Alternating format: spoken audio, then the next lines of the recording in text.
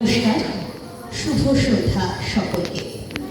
Ujjivan mind থিয়েটারের চতুর্থ বর্ষে তারা যে মনোজ্ঞ সাংস্কৃতিক অনুষ্ঠানের আয়োজন করেছে, সে কারণে প্রথমেই তাদেরকে আমি ধন্যবাদ জানাই এবং আন্তরিক কৃতজ্ঞতা জানাই। আজকের এই সুন্দর সন্ধ্যায় কথাবিতানের যে কচিকাচাদের নিয়ে আমি হাজির হয়েছি, তাদের পরিবেশনার সুযোগ করে দেওয়ার জন্য। ভীষণ সুন্দর অনুষ্ঠান হচ্ছে এবং আরও অনেক পারফরমেন্স রয়েছে। আমাদের যারা একদম ক্ষুদে শিল্পী, তাদের নিয়েই আজকে আমি এই মঞ্চে হাজির হয়েছি আপনাদের সামনে কিছু কবিতা কোলাজ ওদের দ্বারা উপস্থাপন করব বলে। কিছুদিন আগে আমাদের জলপাইগুড়িতে বৃষ্টি হয়ে গেছে, চারিদিকে জলে পুরো থই থই করে ভাসছে। আর এটা এক শ্রাবণ মাস, বর্ষার মাস, চারিদিকে জল, আমাদের মন আনন্দে ভরে ওঠে কিন্তু এই জল দেখে।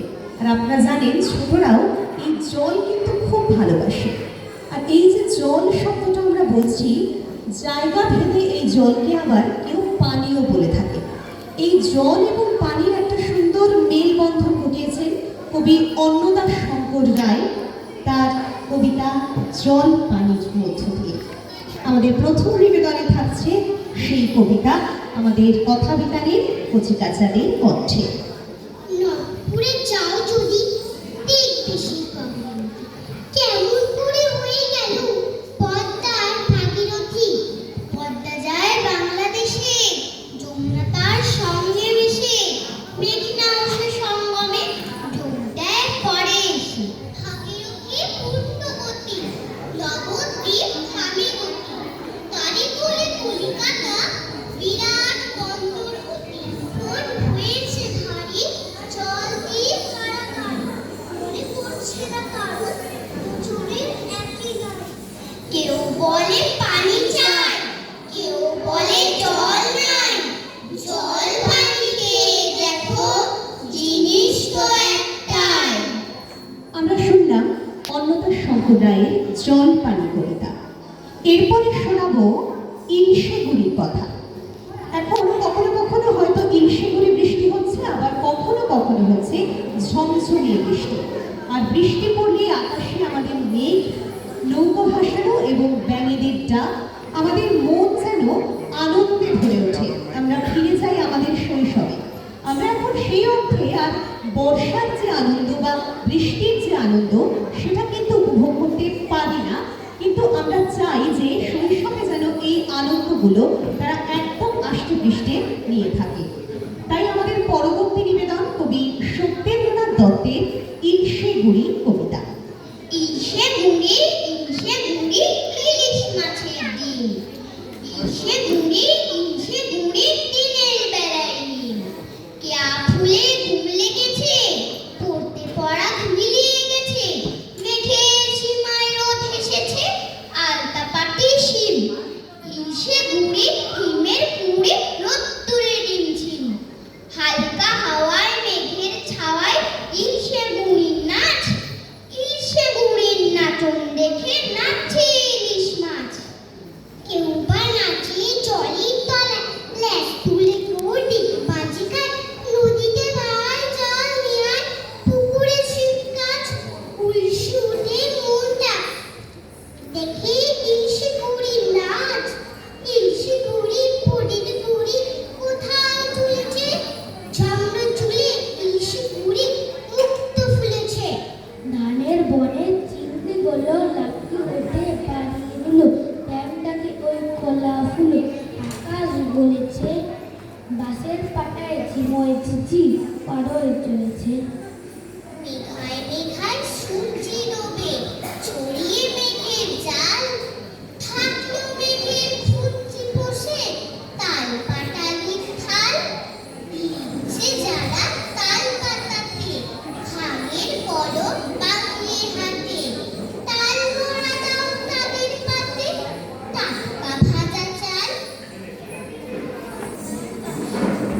পাতার বাঁশি তৈরি করে দিও তাদের কাল, খেজুর পাতায় সবুজ দিয়ে গড়তে পারে কে, তালের পাতার কানাল ভিপু না হয় তাদের দে। ইলশেগুড়ির জলের ফাঁকে ছড়ছে কত বলবো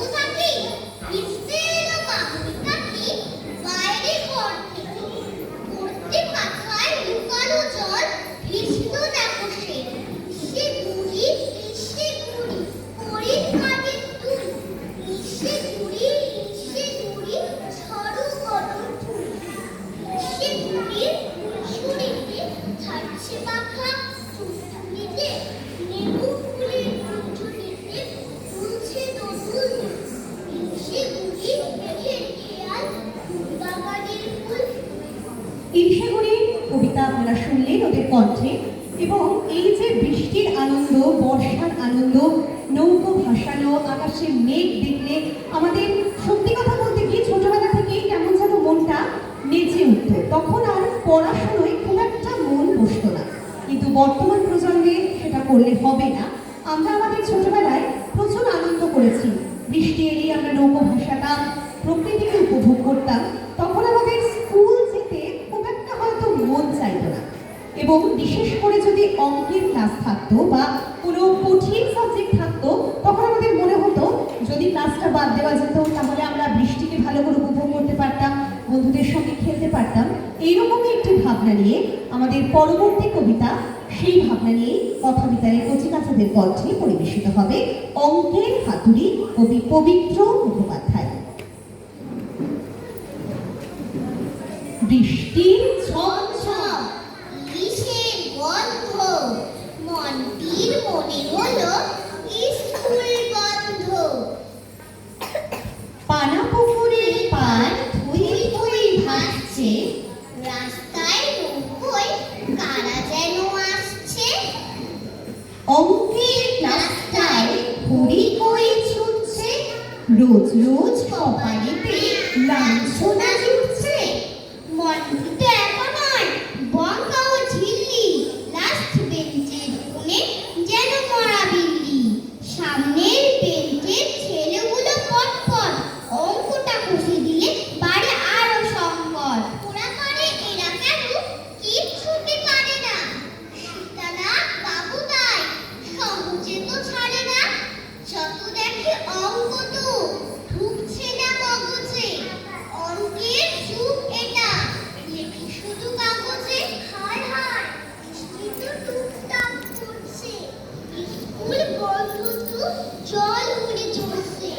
হায় হায় রাস্তায় সীতানাথ মাস্টার, ঘুমটা ছয় ঋতু প্রথমেই ক্লাসটার। কি ভীষণ বিভীষণ বাবা ভয়েতে, আমার দিয়ে খড়ি কাবই জয়তে। তিনা খালি খেয়ে নি ইলিশের পাতুরি, পিঠে আর পড়বে না অঙ্কের হাতুড়ি।